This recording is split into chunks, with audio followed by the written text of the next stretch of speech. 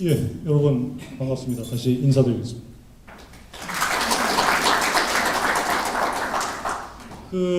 이장우 교수님께서 앞에서 계속 언급이 됐습니다만 이 성공경제 포럼이라는 것을 만드셔서 오늘 제목이 21세기 병자호란이라고 하는 이름에서도 암시되듯이 이 중국의 부상으로 야기된 이 전방위적인 격변에 이 한국 경제나 기업, 특히 여기 계신 분들 벤처 기업가들이 어떻게 대응할 거냐, 뭐 이런 핵심적인 주제를 가지고 이 모임을 만드셨는데, 뭐 저는 사실 역사 연구자이기 때문에 오늘 여기 와서 앉아 계신 분들이 이 중국이 부상하고 있는 현실에서 벤처 기업가를 포함한 우리가 어떤 방식으로 구체적인 대안을 찾고 헤쳐나갈 거냐, 뭐 여기에 대한 솔직한 대안을 드릴 능력은 없죠.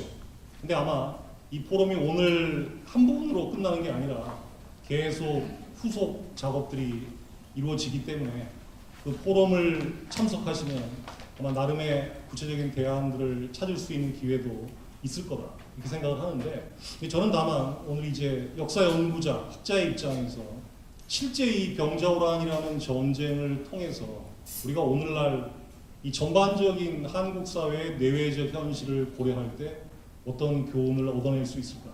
이 문제에 대한 어떤 총괄적인 이야기를 한번 해볼까 생각을 합니다. 아까 그 차관님하고 그 남 위원장님께서 아주 중요한 얘기를 하셨습니다. 이 뭐 베트남 얘기도 하셨고 이 중국의 공장 얘기도 하셨는데, 저는 기본적으로 이런 생각을 가지고 있습니다. 자, 지금 우리가 알고 있는 중국을 역사적 관점에서 조망을 해보면 이 사상 최강의 중국이 다가오고 있다라고 하는 현실이죠. 자, 전통시대의 경우에는 우리가 이 중국인들의 대다수를 구성하고 있는 민족이 한족인데, 이 한족들이 만든 국가가 상당한 전성기를 구가했던 적이 있지만 실제로 이 중국 대륙 내부에 한족들을 견제할 수 있는 이른바 소수민족이 상당히 많이 있었습니다. 이 대표적으로 원나라를 건국한 몽골족, 또 이 병자호란을 실제로 일으켰던 청나라를 건국하고 그 이전에 금나라를 건국했던 여진족, 그리고 요나라를 건국했던 거란족, 이 등등의 소수민족들이 사실은 이 중국 역사 전체의 어떤 러닝타임에서 한 40% 정도의 그 쉐어를 차지했었습니다. 그러니까 이제 이 한족의 중국이 한반도나 주변 지역에 영향을 미쳐도 이런 소수민족들이 내부에서 강렬하게 또아리를 틀고 있기 때문에 내부의 견제 때문에도 그 외부에 미치는 영향이 제한될 수밖에 없습니다만, 지금 중화인민공화국이라고 하는 중국은 이런 소수민족을 다 보듬은 중국이죠. 자, 예를 하나 들면 이렇습니다. 그 제가 초등학교 다니던 70년대 초반, 중반까지만 해도 이 중국이 주계장막에 갇히고 이 문화대혁명의 어떤 고난 속에서 이 바깥 세계로 별로 나오지 않았습니다. 그래서 이제 아시안 게임이라는 걸 하면 대체로 항상 일본이 1등을 했습니다. 예를 들면 농구라고 하는 게임을 예로 들면 대체로 한국을 포함해서 필리핀이나 일본 정도가 대체로 3강을 구성해서 이 금메달을 다퉜죠. 근데 이제 1974년인가요? 이 테헤란 아시안 게임에서부터 중국이 본격적으로 이 스포츠 무대에 등장하면서 당장 이 농구에서부터 지각비 운동이 일어났습니다. 뭐 제가 농구는 잘 하지 못하지만 이 게임 보는 거는 좋아해서 조금 관심이 있습니다만, 당시 그 중국에서 갑자기 튀어나온 이 농구의 센터가 목철주, 이 무티에추라고 하는 인물이었는데 키가 얼마였냐면 2m 38cm였어요. 당시 한국에서 센터를 봤던 사람이 누구냐? 여러분 아마 신선우라고 연대 출신의 현대 감독을 했던 이 농구 선수를 기억할 겁니다. 이 사람 키가 1m 89cm였어요. 1m 89cm의 키를 가지고 아시아에서 그래도 한 3등에서 2등, 1등을 가끔 하던 한국 농구가 2m 38을 만난 거죠. 물론 무티에추는 한족입니다. 자, 거기에서부터 이제 우리 스포츠에서부터 당신은 중공이라고 불렸죠. 이 중공의 위력을 실감하기 시작을 했는데, 이제 그 다음에 이 무티에추 같은 인물은 퇴장을 하고 딴 인물들이 나왔습니다만, 이게 센터에서만 그런 인물이 나온 게 아니라 그 다음에 중국 농구가 또 전성기를 이룰 때 이 장렌장이라고 하는 새로운 선수가 등장해요. 이 선수는 누구였냐? 한족이 아니라 위구르족이었어요. 근데 위구르족임에도 불구하고 이 한족 바운더리의 중국 팀에 소속이 돼서 나오는 거죠. 자, 이건 뭘 얘기하느냐? 이 소수민족을 아우르고 있는 오늘날 중국은 과거 스포츠에서 서서히 부각을 나타냈듯이 이제 많은 서구학자나 일본학자들은 이 중국의 경착륙을 예상하는 근거 가운데 어떤 민족 문제를 예로 들고, 이 민족 문제 때문에 중국이 아마 경착륙할 가능성이 농후하다라고 상당히 어떤 기대에 섞인 전망을 하고 있습니다만, 사실 중국의 소수민족 정책이나 민족 정책은 지금까지는 상당히 성공적이었습니다. 그 뭐 위구르니 아니면 티베이신, 그리고 저기 신강 지역의 소수민족들이 들고 일어나서 어떤 저항을 하거나 해봤자 이미 중국이 수십 년 전부터 뭐 우즈베키스탄을 비롯해서 이 탄자 들어가는 나라들을 다 손을 써서 일종의 자기들의 경제적 위성국 비슷하게 만들어놨기 때문에 이 소수민족의 움직임이 있어봤자 외부의 지원은 있을 수가 없죠. 자, 우리가 보고 싶어하는 시각을 토대로 해서 중국을 봐봤자 이미 중국은 사상 최강의 중국으로 다가올 가능성이 있습니다. 근데 이제 제가 오늘 한 50분 정도밖에 안 되는 이 짧은 시간에 어떤 병자호란의 교훈을 얘기할까요? 아예 결론을 먼저 말씀을 드리면, 역시 여기 기업인 분들도 아까 남 의장님께서 나는 정부로부터 아무런 도움을 받은 게 없고 이 기업들을 밖으로 내몰고 있는 근본적인 조건이 과연 뭐냐, 여기에 대한 어떤 문제 제기를 하셨는데, 이 역사 연구자 입장에서 놓고 보고 오늘 제 강의 주제에서 제일 큰 화두는 역시 한 나라의 흥망이나 성세에서 가장 중요한 전제는 이 정치력 지도력입니다.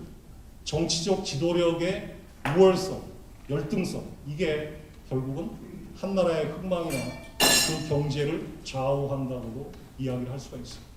자, 근데 이게 제 얘기가 아니라 지금 중국 관련 책들이 서점에 본물처럼 쏟아져 나오고 있습니다만, 지금 현대 중국의 국제정치학자 중에서 이 시진핑의 책사 역할을 하면서 가장 영향력이 있는 인물 중에 하나가 옌셰퉁이라고 하는 인물이죠. 이 친구가 쓴 2023년이라고 하는 책이 있습니다. 그 나름대로 미국에서 유학한 거, 자기가 중국에서 현실로 겪었던 경험을 토대로 해서 전망을 했는데, 2023년이 되면 중국이 미국을 능가하지는 못하지만 상당한 범주로 따라잡는 초강대국이 될 것이고, 일본이나 러시아나 딴 나라들은 지금보다 훨씬 쇠퇴할 거다. 그러면서 이제 중국이 궁극적으로 수많은 시행착오나 우여곡절을 겪음에도 불구하고 미국을 바짝 추격하게 되는 근거가 뭐냐? 미국의 정치 지도력에 비해서 중국의 정치 지도력이 자기가 보기에는 훨씬 우월하다고 생각한다. 물론 이 중국인 특유의 주관적인 자신감이라고 치부할 수 있습니다만, 이 정치 지도력을 가지고서 이 중국이 미국을 따라갈 수 있다라고 하는 이 자신감은 우리가 눈여겨봐야 될 테입니다. 이거는 반대로 한국에도 그대로 적용될 수가 있습니다.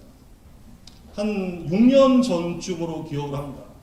당시에 그 매일경제신문인가가 아마 창간 기념으로 일본에서 세계적인 컨설팅 연구자 내지는 이 컨설팅 그 담당자로 활동하고 있는 사람 중에 대전연이 이 오마에 겐니치라는 사람이 있어요.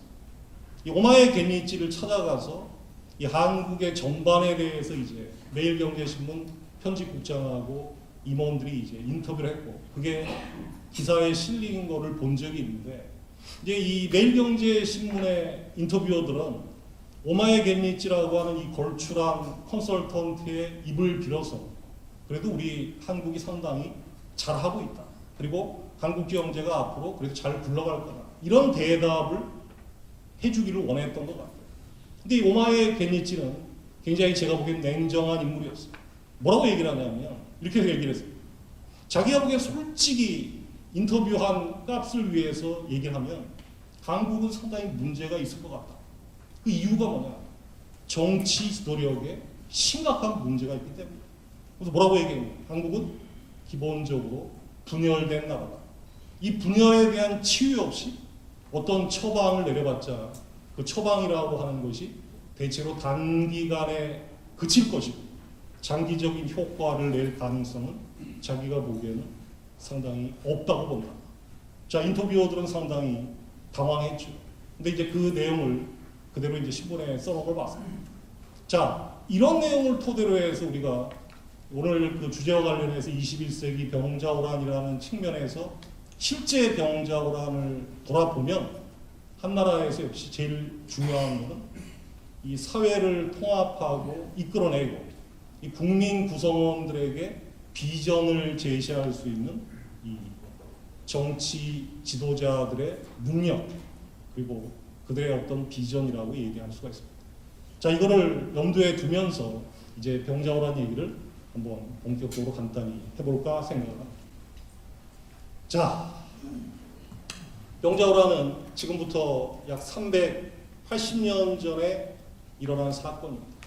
지금 여러분들이 지금 과거 교원공제회에서 만든 이 호텔, K호텔에 앉아 계십니다만 이 지역이 지금 행정구역상으로는 우면동인지 양재동인지 정확치 않습니다만 이 지역의 특징은 남한산성하고 대단히 가까운 데 있다는 사실이죠. 자, 여러분, 남한산성이 어떤 곳입니까? 대다수의 한국인들이 휴일이나 공휴일에 차 몰고 가서 그 공기 좋고 풍광 좋은 녹음 속에서 닭도리탕 한 그릇씩 먹고 즐기고 오는 그런 행락지로 알고 있습니다만 이 남한산성의 설에 있는 역사는 대단히 비참합니다. 아마 1636년 12월부터 37년 1월까지 저나 여러분이 앉아 계신 이 자리는 바로 남한산성을 포위하고 있던 청군이 우글우글하게 주둔해 있던 진영이었습니다. 여기서 탄천이라고 하는 곳이 굉장히 가깝죠. 이 탄천이라는 곳이 사실상 청군 본부가 있던 곳입니다. 자, 그런데 1636년 12월 9일 날 압록강을 건너왔던 청군 기마대가 질풍같이 서울을 향해서 내달립니다. 압록강을 건너면 제일 먼저 나타나는 도시가 평안도 의주죠. 의주에서 서울까지가 600km입니다. 자, 그런데 이 청군 기마대는 이 600km를 5일 만에 주파를 해요. 12월 9일 날 강을 건너서 얘들이 지금 지하철 3호선 녹본역 근처에 나타난 게 12월 14일 오전입니다. 아마 세계 전쟁 역사상 하루에 120km씩 달려 내려온 케이스는 제가 과문한 탓이 있겠습니다만 없는 걸로 알고 있습니다. 자, 이런 5일 만에 주파가 이루어지니까 끔찍한 비극이 속출합니다. 자, 당시 조선 국왕이었던 인조라는 사람은 전쟁이 터질 경우, 즉 청나라가 쳐들어올 경우 청군은 육전에는 뛰어나지만 해전에는 서투르기 때문에 강화도로 수도로 옮겨서 장기 항전한다는 계획을 세웠습니다. 자, 그런데 청군은 이 조선의 계획을 무참하게 짓밟아버립니다. 왜 그랬냐? 너무 빨리 내려오는 바람에 이 서울에서 강화로 갈 시간 여유가 사라져버린 겁니다. 자, 당시 서울에서 강화로 제일 빨리 가는 방법은 한강의 양화대교 부근에 가서 배를 타고 한강 하류를 쭉 따라 내려가서 김포까지 간 다음에 김포에서 다시 바다배로 갈아타고 이 갑곶이라고 하는 곳에 상륙을 하는 거죠. 자, 그런데 12월 9일이면 음력입니다만 12월 14일이면 음력입니다만 겨울이죠. 한강은 얼어버렸습니다. 배를 띄울 수가 없어요. 청군은 이걸 계산 다 하고 선발대 일부의 별동대를 떼어가지고 김포 나루터를 차단해버립니다. 그 바람에 인조는 죽었다 깨어나도 강화도로 가려면 김포까지는 육로로 이동해야 되는 상황에 직면을 해요. 그래서 결국은 강화도로 못 들어가죠. 자, 그리고 이제 청군이 왜 이렇게 빨리 내려왔느냐.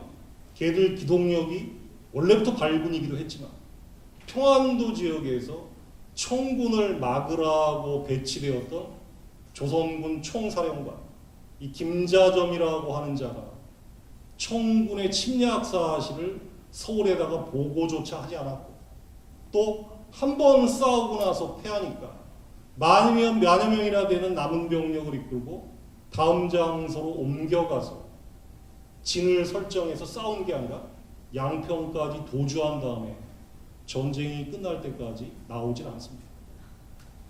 지금 무수밖에 안 나오는 일이지만 이런 인물을 총사령관에 임명했다라고 하는 이 정치적 인사행정에 기본적인 문제가 있는 거죠. 자, 그 바람에 인조는 어쩔 수 없이 남대문 쪽까지 갔다가 강화도가 막히니까 할 수 없이 남한산성으로 들어갑니다.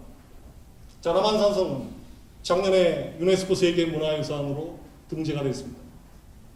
둘레가 12km, 평균 경사도가 50도가 넘기 때문에 겨울에 눈이나 비가 와서 그 경사진 비탈면이 얼어붙으면 제 아무리 청군이 강군이라고 하더라도 이 남한산성을 돌파하는 것은 불가능해요. 근데 문제는 모든 전쟁 준비를 강화도에 들어간다는 전제에서 해왔는데 갑자기 강화도로 못 들어가고 남한산성으로 들어오게 되니까 준비가 안 돼 있다는 거죠. 병력은 10,000명이 안 됐고 이 10,000명이 얼마나 버틸 수 있을까 식량을 계산해 보니까 45일분밖에 없습니다. 그리고 가장 심각한 문제는 추위였습니다. 자, 지금처럼 지구 온난화도 없던 시절에 이 12km나 되는 산성 위에서 밤새도록 보초를 서온 병사들이 방한복이 없었습니다. 조선왕조실록을 읽어보면 빈 쌀가마니를 한 장씩 등에다 걸친 채 밤에 늘어섰다. 12월 14일 밤에 남한산성에 들어갔는데 12월 17일 기록에 보면 온몸에 동상이 퍼져서 얼어 죽거나 손발을 절단해야 될 정도의 심각한 부상을 입은 병사들이 속출하고 있다는 그런 참담한 기록이 나옵니다. 견딜 수가 없었죠. 인조는 결국 46일간 이 춥고 배고픈 포위된 성에 있다가 이듬해인 1637년 1월 30일 날 지금 롯데월드를 한창 짓고 있는 석촌호수 옆에 삼점도라고 하는 나루터에 나와서 이 청나라 황제에게 3번 무릎을 꿇고 9번 머리를 조아리는 사상 초유의 치욕적인 항복을 하게 됩니다. 자, 그런데 인조는 그래도 적국의 왕에게 무릎을 꿇어서 치욕을 겪긴 했지만 비교적 행복했습니다. 왜? 자기 권력을 유지하는 데는 성공을 했습니다. 대신 이 병자호란이라는 전쟁이 남긴 최악의 고통은 전부 민간인들의 몫이었습니다. 자, 청나라를 주도했던 여진족은 기본적으로 소수민족이었습니다. 다수 한족이 지배하고 있는 명나라에 비해서 인구가 너무 적었습니다. 당시 청나라가 한창 공격하고 있던 명나라의 인구는 대충 1억 5천만 정도였습니다. 그런데 청나라 만주족의 인구는 200만이 채 안 됐습니다. 그러니 200만밖에 안 되는 만주족의 입장에서 인구가 적다라고 하는 것은 이 치명적인 아킬레스건이었습니다. 자, 어떻게 인구를 늘릴 거냐? 방법은 하나밖에 없죠. 원정을 해서 어떤 나라를 쳐들어가든지 그 나라에서 닥치는 대로 젊은 남녀를 잡아다가 우리 호적에 등재해서 이 사람들을 우리 백성으로 만드는 게 인구를 늘리는 첩경이다. 여러분, 최종병기 활이라고 하는 영화에서 아주 적나라하게 묘사가 되어 있습니다만 청군은 인조가 46일간 산성에 포위되어 있는 동안에 서울 이북 지역에서 광범위하고 무차별적인 인간 사냥에 나섭니다. 그리고 이제 그 기간 동안 대충 20만 정도의 조선 사람들을 포로로 붙잡아서 인조에게 항복을 받은 그 다음 날부터 이들을 끌고 자기들의 수도인 심양까지 철수를 하죠. 서울에서 심양까지는 물경 800km가 넘습니다.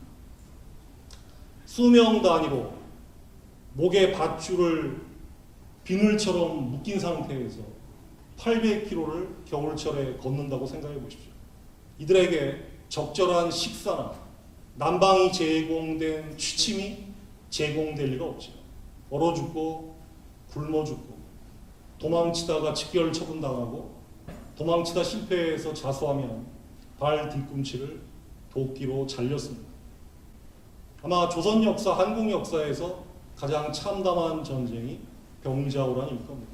자, 그러면 이 모든 책임은 물론 침략자이자 가해자인 청나라에게 돌려야 되겠지만 그것 못지않게 중요한 사실은 뭐냐면 이 전쟁을 뻔히 감당할 수 없다는 사실을 알고 있었고 그리고 이 인물이 제대로 된 지휘관이라는 사실 자체에 의문을 품고 있었음에도 불구하고 김자정 같은 인물을 총사령관으로 임명해서 근자감, 근거 없는 자신감에 입각해서 전쟁을 선택했던 이 조선 지배층의 책임은 과연 없는 거냐? 저는 아니라고 봅니다. 청에게만 책임을 떠넘길 수 없는 거고 이 전쟁을 섣불리 선택해서 그것도 아주 무책임하게 백성들을 사지로 몰아넣었던 사람들에 대한 역사적 단죄도 반드시 필요하다.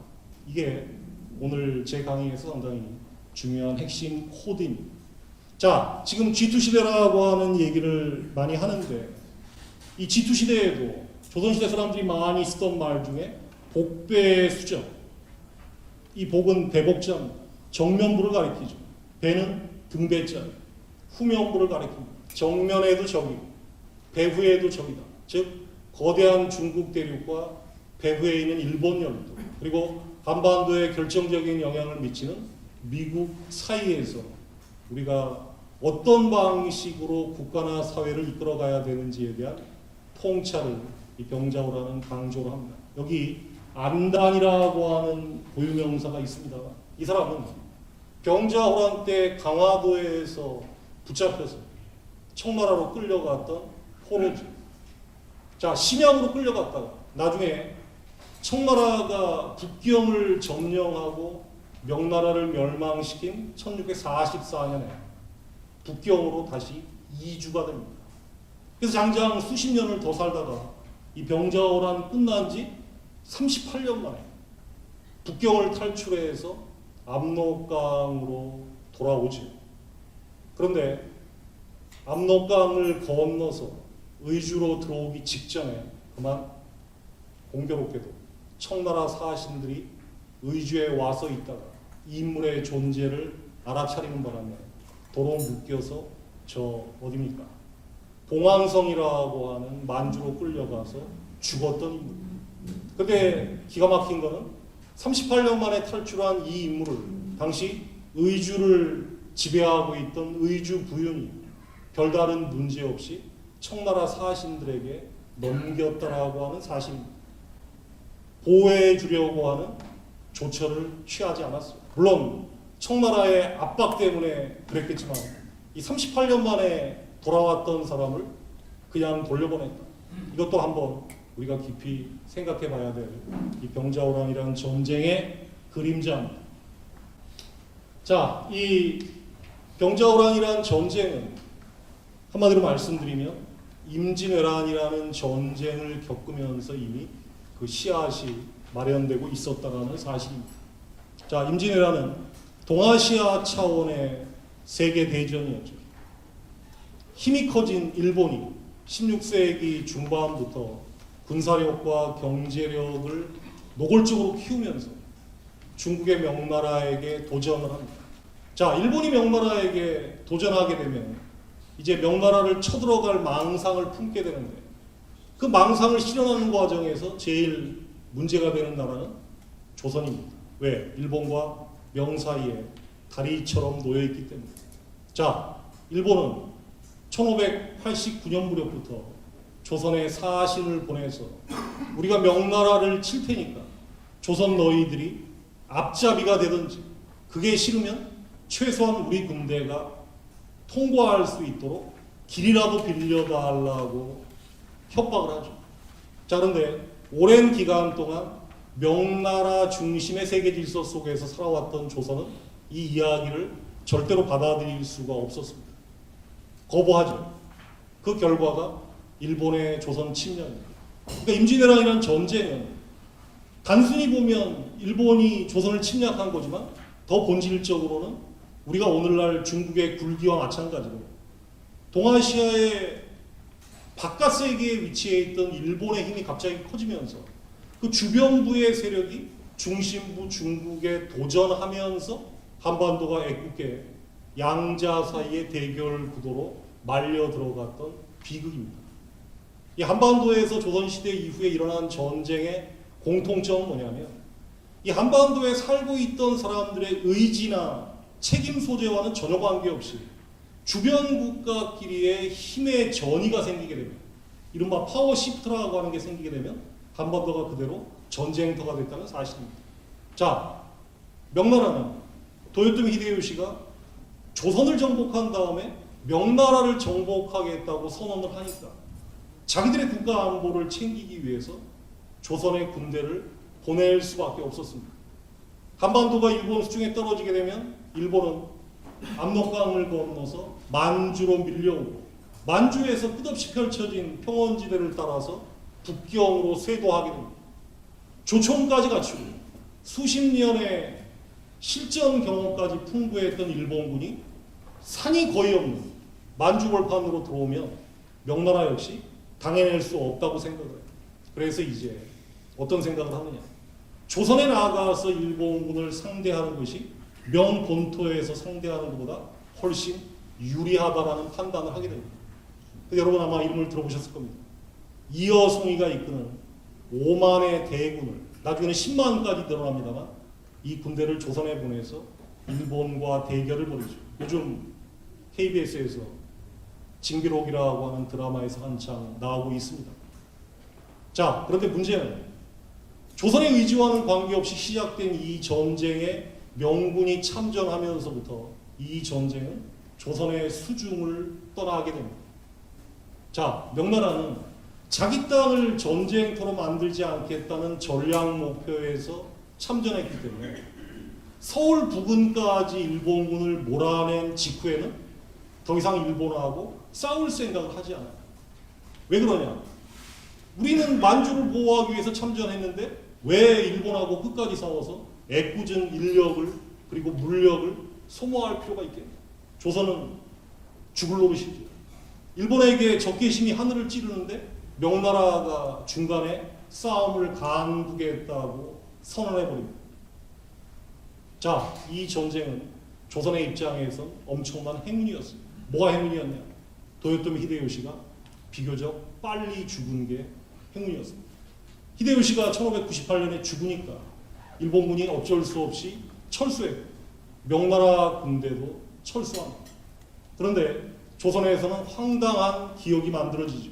어떤 기억이냐? 싸울 생각이 전혀 없었던 명나라에게 이 전쟁을 끝냈던 모든 공로를 돌려준 겁니다. 왜 드라마에 잘 나오지만 이 선조라는 인물은 전쟁 중에 의주로 피난한 거 외에는 아무것도 한 일이 없었기 때문에 이순신, 곽재우, 그리고 자기 아들이었던 광해군, 이렇게 외란 중에 엄청나게 큰 공을 세웠던 인물들이 전쟁 중에 영웅으로 떠오르는 현실에 대해서 대단히 거북하게 생각을 해요. 그래서 아예 이 전쟁 기억을 바꿔버립니다. 어떻게 바꾸냐? 1601년에 이 전쟁이 끝나고 논공행상을 할 때 영의정 이항복이라는 인물에게 선조가 논공행상을 하라고 지시를 합니다. 이항복이 뭐라고 얘기하냐? 제 부하들하고 한참 논의를 해보니까 그래도 이 전쟁에서 가장 큰 공을 세운 사람은 이순신을 포함한 일본군과 목숨 걸고 싸웠던 무장들입니다. 그 무장들에게 1등 공신을 주는 게 당연합니다. 이렇게 보고를 하죠. 선조가 노골적으로 뭐라고 얘기하냐? 아니라는 거예요. 다시 심사를 하는 겁니다. 그러면서 자신이 지침을 내려주죠. 뭐라고 지침을 내리냐? 이 전쟁을 끝낼 수 있었던 것은 전적으로 명나라 군대 덕분이다. 우리나라 장수들은 적진 하나를 함락시키지 못했고 적군의 머리 하나를 벤 자가 없다. 이거는 사실하고는 전혀 거리가 먼 얘기죠. 그래서 이렇게 얘기를 합니다. 다만 이순신, 원균, 권율은 조금 봐줄만 하다. 그리고 나중에 자기 하고 싶은 얘기를 합니다. 그런데 이 전쟁을 끝냈던 명군이 어떻게 들어올 수 있었는가? 그 이유는 내가 의주까지 피난했기 때문이다. 나를 따라온 신하들이 명나라에 가서 호소했기 때문이다. 자, 이 멘트에 따르면 선조는 이 전쟁을 이렇게 정리한 거예요. 이 전쟁은 명나라 군대가 끝냈고 명나라 군대를 불러온 나하고 나를 수행했던 신하들이 최고의 공신이다. 라고 하면서 이 전쟁의 기억을 이 조선인의 역할은 다 지워버리고 명중심으로 바꿔버립니다. 이게 이제 이후 조선의 문학에 상당히 심각한 영향을 미치죠. 어떻게 심각한 영향을 미치느냐? 바로 명군이 참전하면서 만주에서 누르하치라는 여진족이 떠오를 때 조선에 와서 조금 싸우다가 전쟁을 포기했던 명나라를 은인이라고 떠받들면서 계속 띄웁니다. 그랬더니 이제 명나라는 누르하치가 떠오르면서 자신들이 위협받고 있는 현실을 조선을 이용해서 견제하려고 하죠. 아예 중국인들이 노골적으로 어떤 표현을 썼느냐? 순이라는 표현을 썼어요. 이게 순할 순자, 오랑캐 이자죠. 그냥 한글 발음으로 들으면 우리나라의 표준적인 여자 이름입니다. 우리 순이, 예쁜 순이죠. 근데 이 뜻이 뭐냐면 순종하는 오랑캐라는 뜻이죠.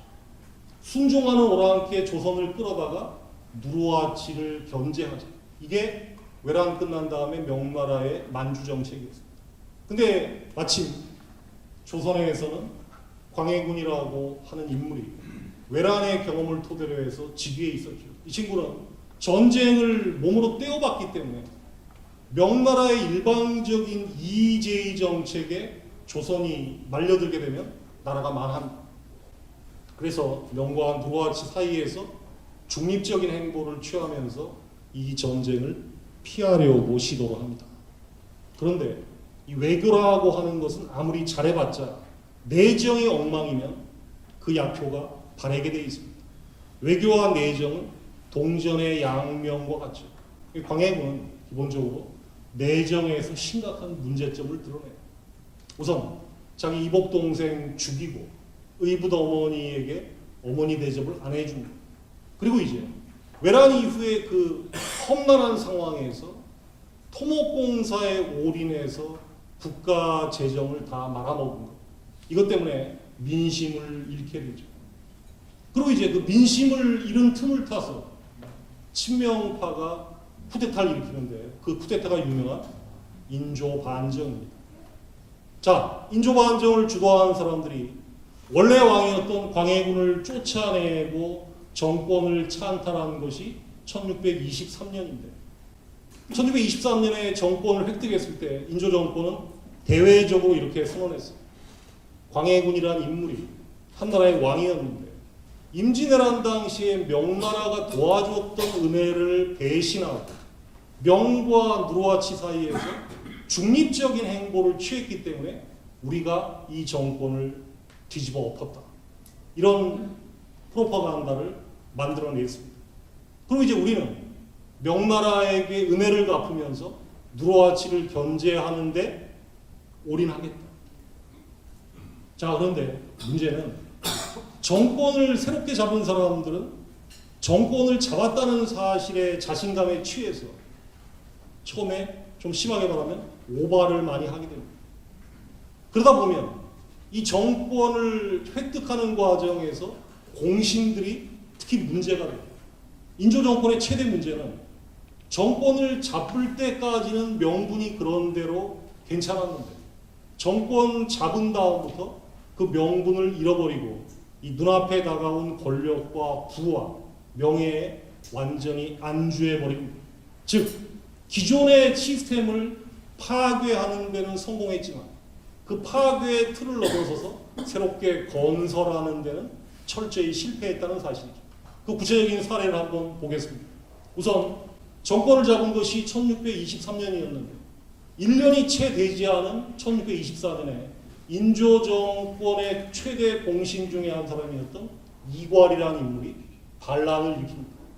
반란을 일으킨 이유는 내가 제일 큰 공을 세웠는데 왜 나는 2등 공신으로 푸대접하고 보직도 서울에 주지 않고 저 평안도의 변방에다가 발령을 냈느냐.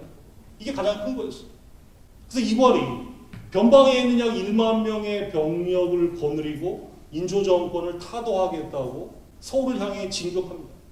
이 조선시대 역사에서 반란군이 서울을 점령했던 케이스는 이게 처음이자 마지막이었어요. 이괄 정권이 서울을 점령하니까 권력 잡은 지 1년밖에 안 됐던 인조 정권은 서울을 버리고 저 충청도 공주까지 피신을 해요. 그런데 아주 운이 좋게 이괄 내부에서 자중질환이 일어나가지고 이괄란이 진압이 됩니다. 그런데 이괄란을 어렵게 진압한 다음에 인조 정권의 왕이나 핵심 관계자들은 한마디로 얘기하면 어렵게 잡은 정권을 이괄 때문에 놓칠 뻔했잖아요. 자기들의 그 가슴을 쓸어내립니다. 그 다음에 오로지 하나의 목표는 이 정권을 어떻게 천년만년 유지할 거냐. 여기에만 매몰되게 돼요. 자, 권력을 유지하기는 쉬울 수 있지만 그 권력을 튼튼한 기반 위에서 유지하려면 개혁이 이루어져야 됩니다. 이 광해군 정권에 의해서 재정이 망가졌던 이 현실을 뜯어고쳐야 되는데 이괄란으로 혼쭐이 난 다음에는 개혁이 완전히 무산돼 버립니다. 여기에는 여러 가지 이유가 있지만 우선 최고 통치자인 인조가 한계가 많았습니다. 왕으로 될 자격이 없는 상태에서 추대되었다라고 하는 한계. 자, 우리가 정권을 창출했다라고 하는 공신들의 탐욕이었습니다. 이 광해군 정권의 신료들을 엄청나게 비판하면서 욕을 했지만 실제로 인조 정권의 공신들은 집권하자마자 광해군 정권 실세들이 남긴 적산을 탈취해서 자기 걸로 챙기는데 올인하게 됩니다. 자, 그러면 정권이 바뀌게 되면 사람들은 관심을 갖게 돼요. 어떤 관심을 갖게 되느냐. 이전 정권하고 새 정권은 얼마나 다른가. 이걸 주의 깊게 보게 되죠. 그런데 가만히 보니까 정권만 바뀌었다 뿐이지 이전 정권하고 차별성이 없게 되니까 결국 민심이 돌아서게 됩니다. 민심이 돌아서게 되면 영모가 빈발하게 되죠. 그러면 모든 정책 목표가 민심을 억누르고 영모를 색출하는 데 초점이 맞춰집니다. 그러면 결국 여기서 어떤 문제가 생기느냐. 백성들에게 이런저런 세금은 열심히 징수하지만 세수는 점점 축소돼 버립니다. 거기에 이제 이괄란이 일어나면서 이괄이 거느렸던 군대도 원래 조선군입니다. 그 이괄을 진압하기 위해서 동원했던 군대도 조선군이니까 이 내부 변란을 통해서 군사력이 대폭 약화돼 버립니다. 그러면 군사력이 약화되고 재정 기반이 취약해지면 대외적으로 모험을 할 수가 없어요. 그럼 어떻게 하느냐? 결국 현실에 안주하게 되는 거죠. 현실 안주라고 하는 건 결국 뭐냐? 좁은 바운더리 내에 정권을 천년만년 유지하기 위해서 사찰을 벌이고 기본적으로 반대파에 대한 색출에만 열을 올리게 되죠. 국가의 장래 기반이 되는 재정개혁이나 군사개혁, 세금개혁 같은 거는 엄두조차 낼 수가 없습니다. 자, 이렇게 조선이 내부적 난맥상에 빠져들고 있을 때 바깥 세계의 변화는 조선을 기다려주지 않습니다. 자, 누르하치에서부터 야금야금 떠오르기 시작한 여진족은 점점점 힘이 커져요. 처음에는 자기들을 건주여진이라고 불렀다가 자신감이 생기니까 나라 이름을 후금이라고 고치고 1636년에는 아예 대청이라고 바꿉니다. 자, 그런데 조선은 광해군 정권에서 인조 정권으로 넘어오는 과정에서 이괄의 난을 겪고 내부 문제를 해결하지 못한 상태에 매몰되다 보니까 이 만주 여진의 굴기함, 명이 스스로 자멸하고 있다는 현실 자체를 팩트로 받아들이지 못하고 그 의미를 제대로 독해하지 못합니다. 시간은 가게 되죠. 이 와중에 1627년 인조반정이 일어난 지 4년 만에 조선의 일방적인 친명 정책에 분노했던 이 누르하치 여진의 공격을 받아서 정묘호란이 한번 일어납니다. 그런데 정묘호란 때는 그래도 인조가 강화도로 피신하는 데 성공을 해요. 당시 만주는 해군이 없었습니다. 해군이 없는 상태에서 조선 조정이 강화도로 피신해 버리니까 방법이 없죠. 그래서 두 나라가 타협을 해요. 어떻게 타협하느냐? 우리가 군대를 철수할 테니까 조선 너희는 앞으로 우리한테 무역을 제공해라. 그러면서 만주가 형이 되고 조선이 아우가 되는 평화 조약을 맺습니다. 그래서 이거를 형제관계라고 얘기를 하죠. 근데 문제는 이때 형제관계를 만주와 맺었는데 조선의 정체성이 이중적이 되는 거죠. 이미 조선은 죽으나 사나 명만 바라보고 살았으니까 명나라는 임금으로 섬기고 조선은 신하입니다. 그러니까 군신관계인 명예관계에 형제관계인 만주하고의 관계가 더해지니까 조선은 이제 한편에서는 신하, 한편에서는 아우가 되는 상황 속에서 양자의 눈치를 보게 되는 거죠.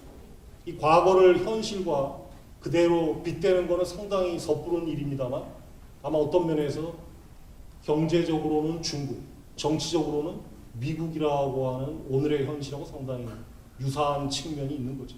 근데 문제는 끼어있는 상대적 약소국이 자신을 둘러싸고 있는 복수의 강대국하고 사이에 끼어있을 때 이 정치인들이나 외교관들은 기본적으로 어떤 정책을 취할 수밖에 없냐면 이 두 강대국 모두하고 다 잘 지내려고 할 수밖에 없어요. 명하고도 잘 지내고 만주하고도 잘 지내려고 노력을 할 수밖에 없습니다. 그런데 문제는 이 복수의 강대국들끼리의 관계가 원만한 상태로 지속되면 별 문제가 없지만 이 관계에 돌발 변수가 생겨서 대결하거나 문제가 생기게 되면 이 끼어있는 약소국은 어느 순간인가에는 이 두 강대국 중에 하나를 선택할 수밖에 없는 기로로 내몰리게 됩니다. 바로 병자호란은 이런 기로에서 조선이 빠져나오지 못했기 때문에 일어난 전쟁이에요. 그럼 과연 조선이 당시 약소국 처지에서 이 기로에서 빠져나올 수 있는 레버리지가 있었을까? 없었다고 얘기할 수 있습니다. 근데 문제는 없었다고 하더라도 뭔가 내부 개혁이나 노력을 통해서 그것을 만들어 보려고 시도하고 나서 망하는 거하고 그것도 안 해보고 망하는 거하고는 천지의 큰 차이가 있는데 인조 정권은 그만 이 내부 난맥상에 빠져가지고 이 시도조차 못한 상태에서 바로 바깥에서 일어나고 있던 변화의 소용돌이 속에 그저 속수무책으로 빠져들었다고 얘기할 수 있습니다.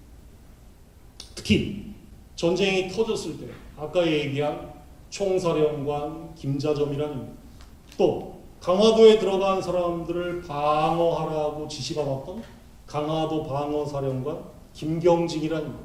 저 김경직이라는 인물은 당시 조선의 해군력을 어디에다가 써버렸냐면 자기 집안의 재물을 운반하는 사적인 용도에 다 써버립니다.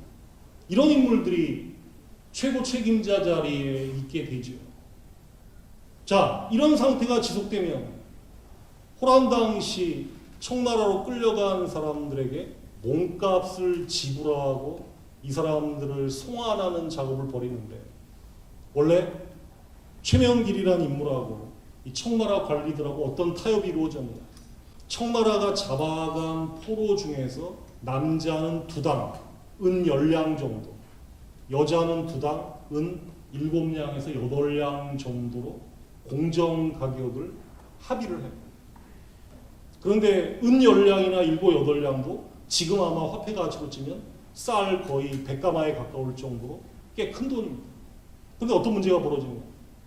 고위 관료들 중에 자기 인척이나 자식들이 잡혀가 있는 사람들이 어떤 행태를 보이냐면 청취계에서 공정가격을 두당 열량으로 정했음에도 불구하고 자기 자식을 먼저 빼오겠다라고 하는 그런 사적인 감정이 앞서가지고 걔들이 요구한 금액에 100배, 150배의 돈을 싸들고 심양으로 갑니다. 열량 몸값 주면 되는데 1,500량을 가져가서 급행료를 지불한 다음에 자기 자식들을 데려와요. 그럼 어떤 일이 벌어지겠습니까? 몸값이 전반적으로 인플레되면서 급등할 수밖에 없어요. 그럼 여기에도 부익부, 빈익빈 논리가 작동하게 됩니다. 여기에서 경제력이 없는 사람들은 죽었다 깨나도 잡혀간 자신의 혈육을 돈을 주고 데려올 기회가 사라져버리는 거죠. 자, 외부적으로 가장 엄혹하고 국제정세 격동이 심각했던 시절에 내부적으로 가장 문제가 많고 비전이 없었던 정권이 등장했다. 이게 병자호란의 어떤 비극입니다. 그래서 항복하고 난 다음에도 이 조선의 대부분의 지식인들은 청나라에게 복수하겠다라고 하는 북벌이라고 하는 걸 표방해요. 북쪽을 정벌하겠다. 자, 그러면 한번 생각해 보시죠. 20만 명이 잡혀가고 서울 이북 지역이 경제적으로 쑥대밭이 된 나라가 먼 군사력과 경제력으로 당시 세계 최강국으로 떠오르는 청나라와 싸우겠습니다.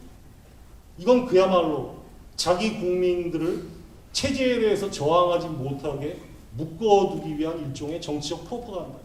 근데 이런 황당한 정책이 수십 년간 지속되면서 바깥 세계의 외부 세력을 보는 눈 자체에 심각한 문제가 생깁니다. 즉 상대방을 있는 그대로 보지 않고 내 눈에 색안경을 끼고 주관적으로 보는 거죠. 청나라는 무조건 오랑캐입니다. 그런데 이 청나라는 무조건 오랑캐라는 생각이 언제 깨지느냐. 병자호란 끝나고 100년 정도 지난 뒤에 연암 박지원이라는 사람이 열하일기를 쓰는 시점에 가서야 청나라가 단순한 오랑캐가 아니었구나라는 사실을 깨닫게 되죠. 결국은 외부 세계를 보는 눈까지 삐뚤어지게 만들면서 청나라를 있는 그대로 배우자는 북학이 너무 지체된 것이 이후 한국 역사에 상당히 심각한 그런 여파를 가져오게 만듭니다. 자, 시간이 거의 다 됐기 때문에 간단히 한번 이 병자호란이라는 실제 과거 사건을 통해서 오늘 우리가 한번 생각해 봐야 될 화두들을 정리를 해보도록 하겠습니다. 자, 사상 최강의 중국이 굴기하면서 G2 운운하고 있는 현실입니다. 자, 중국인들이 도광양회를 외치면서 우리 실력에 걸맞지 않는 옷은 당분간 입지 않겠다라고 하는 움직임을 상당 기간 동안 보였는데 그 이유는 뭐냐면 천몇백 년 동안 동아시아의 팍스 시니카로 불림해왔던 나라가 바로 아편전쟁과 청일전쟁의 굴욕을 겪으면서 서구와 일본에게 처절하게 당했던 그런 경험이 있었기 때문이겠죠. 그런데 이제 근년에 들어서서 중국은 커진 경제력과 정치적 능력, 군사력에 걸맞게 자신감이 넘칩니다. 그리고 이제 그 중국을 묶어두겠다라고 하는 미국은 조바심이 넘치죠. 그리고 넘버 3로 내려앉고 미국에게 찰싹 달라붙어서 중국을 견제하려고 시도하는 일본은 초조감이 넘칩니다. 제가 보기에 지금 한반도 주변에서 벌어지고 있는 격동의 본질은 중국의 자신감, 미국의 조바심, 일본의 초조함입니다. 그러면 도대체 대한민국은 뭐냐? 제가 보기에 헷갈림이 넘치죠. 바로 이 헷갈림을 넘어서서 어떤 방향으로 우리가 이 사회를 끌어가야 될 것인가? 이거를 이 병자호란이라는 과거의 하나의 사례를 통해서 염두에 두고 이야기를 해보면 역시 제일 중요한 것은 선택의 기로로 몰리지 않을 정도의 역량을 키워야 될 것이다. 대단히 추상적인 얘기입니다만 그 역량을 어떻게 키울 거냐. 그 기초는 역시 사회 통합이에요. 그리고 이 사회 통합을 위해서 제일 중요한 역할을 해야 되는 것은 역시 정치 그리고 정치인들의 역할입니다. 지금 아마 여러분들이 동의하실지 모르지만 한국 사회가 세대 간의 갈등이라든가 이런 것들이 거의 위험 수준을 넘어선 단계까지 치닫고 있다고 보여집니다. 이걸 어떻게 통합을 해서 이끌어 나가냐. 이게 있어야 강대국사에서 무슨 전략 외교고 뭐고 가능하겠죠. 그러나 뭐니 해도 가장 중요한 것은 역시 역사나 현실을 있는 그대로의 모습대로 직시하는 그런 대안이 오늘 우리에게는 대단히 절실한 게 아닌가. 이게 이 병자호란이라는 비극을 돌아보면서 오늘 모인 우리가 한번 생각해 봐야 될 어떻게 보면 정치적 화두다. 이렇게 말씀을 드리고 싶습니다. 예, 이상 마치도록 하겠습니다.